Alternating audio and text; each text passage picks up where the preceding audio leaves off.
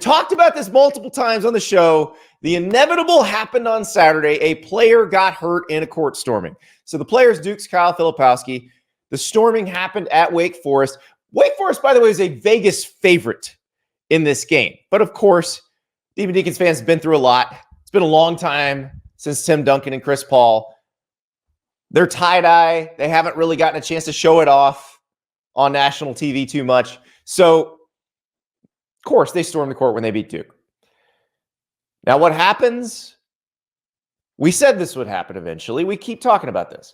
A fan and Kyle Filipowski collide now. If you see the overhead shot, it looks like Filipowski tries to push the guy off.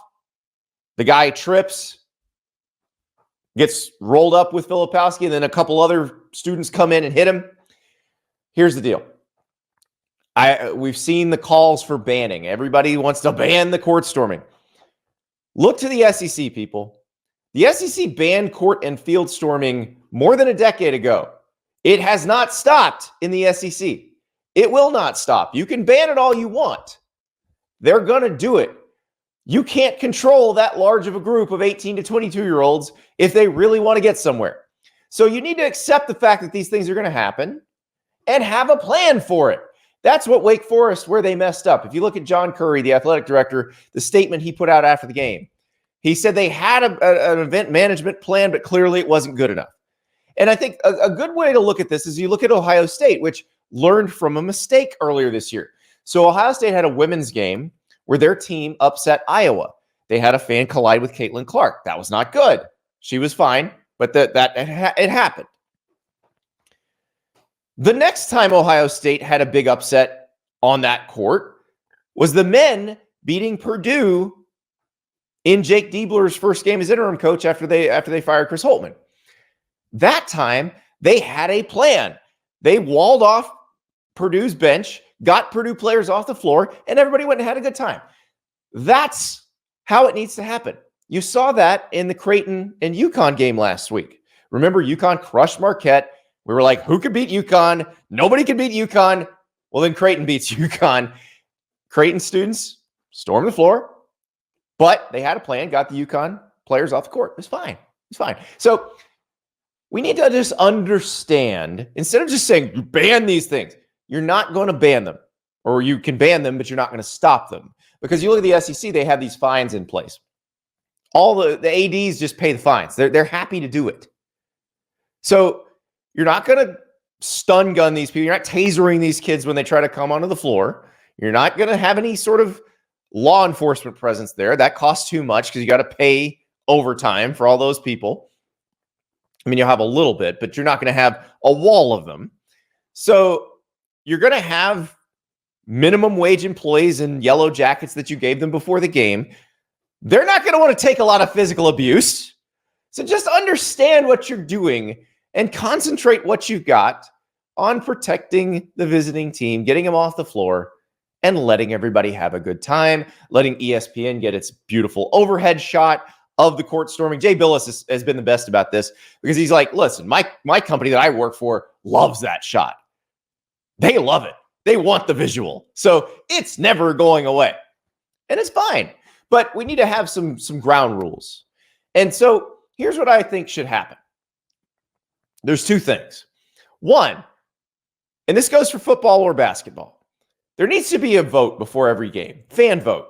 I don't care if you do a Twitter poll. It doesn't have to be super scientific. Just put it out there. Is this a court storming or field storming game? Yes or no? And if the answer is over 50%, or even if it's close to 50%, have your plan ready. Tell your people when you're handing them their yellow jackets before the game, listen, if it looks like we're going to win, get your butt over to the visiting bench and form a wall. That's it. So if you have that idea in your head going in, you know. And I think there's certain teams that bring that, like Duke basketball. People love to hate Duke basketball. They want to storm the court after they beat Duke. Alabama football. If you beat Alabama on your home field, you want to storm the field. Like everybody wants to do that. Now maybe that changes now that Nick Saban's retired, but that's certainly the feeling right now. So you've got that. You've got your vote. You've got your poll. You kind of know where you're at. The second thing you do is you make a video. I was at a theme park this weekend, and I was noticing all the videos they have before you get on the ride, where they show the people getting on the Harry Potter ride, and it shows you how to buckle your seatbelt. Now, nobody ever watches these things because you see them get on the ride, and they still have no clue how to buckle their seatbelt. But you have it there so that if somebody sues afterward, you can say, we showed you this video. And so you show the video before the game, and then you show it at the under 4 timeout, which I realize you're going to think you're jinxing your home team. Your coach is going to get pissed off because it'll obviously light a fire under the visiting team. But you got to do it. This is liability here. We're just trying to minimize exposure here. So you've got your video. Now, the video shows what to do. And maybe to tell the students, because this is one where Wake Forest students messed up. Wake Forest students were on the court as the clock was expiring. Like, you got to give yourself 2, 3, 4, 5 seconds. Like, maybe have them count down from 5. So make that a whole thing. Get the cheerleaders involved. Count down from 5, and then boom, you're on the court. But you have that video, and it explains the process. In the video, of course, you have the students who have volunteered to be the actors in your video. You're going to have them storm the court in a very orderly fashion. I'm going on the court. We're going to have a good time. But you don't have them like sprinting on the court. And you in the video, shame people who have their cell phones out, who have their phone out videoing. Don't shoot video when you're storming the court. Remember it. Keep it in your mental bank. It's a great memory for you to have. There'll be a YouTube video of everybody storming the court. You don't need your first-person POV of storming the court. Or if you really want to do it safely and strap a GoPro to your chest. Get some tech involved. It's a better bit rate in or better megapixel count anyway. So you got that. The second thing you're going to put in that video is a warning that you do not interact with a player. You do not touch a player. You do not breathe on a player because you are in their space. And whatever they do to you is perfectly okay. Like, we are okay with them messing you up because you are in their space. So, like, I've seen people say, oh, Filipowski pushed the kid for, who cares? The kid's in his space. Filipowski could have done whatever he wanted to the kid. It would have been fine. Here's how you show people you mean business on that front. In your video, in your How to Storm the Court video, you include a clip from the Malice at the Palace. Remember the big Pacers-Pistons fight that spilled into the stands? We're not talking about the Ron Artest part in the stands. We're talking about their Jermaine O'Neal punch on the court. When the dude comes on the court, he puts his fists up, everybody's slipping because there's soda all over the court. And Jermaine O'Neal comes in and just bashes this dude. Now, Jermaine O'Neal slipped in soda before he hit the guy. Had he not slipped, he probably would have killed him. So show that video. Show that punch. If you mess with a player, this is what will happen to you. We're not responsible. Done. Done. That's it. You've covered yourselves because they're going to keep coming. So accept that. It doesn't matter if you find them, they'll just pay it. And just be done with it. Now, I will say this kid from Wake Forest, a couple notes on him. He did not have his phone out. So good on you for not having your phone out. But where were you going? If you watch the video, the kid that hits Filipowski is sprinting full speed somewhere.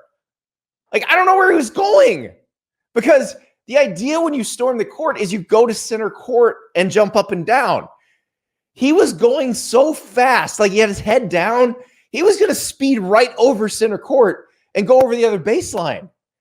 He was never going to get his momentum stopped in time to get to center court and just celebrate there. So I don't know he didn't have a plan. Like, the other thing is, have a plan.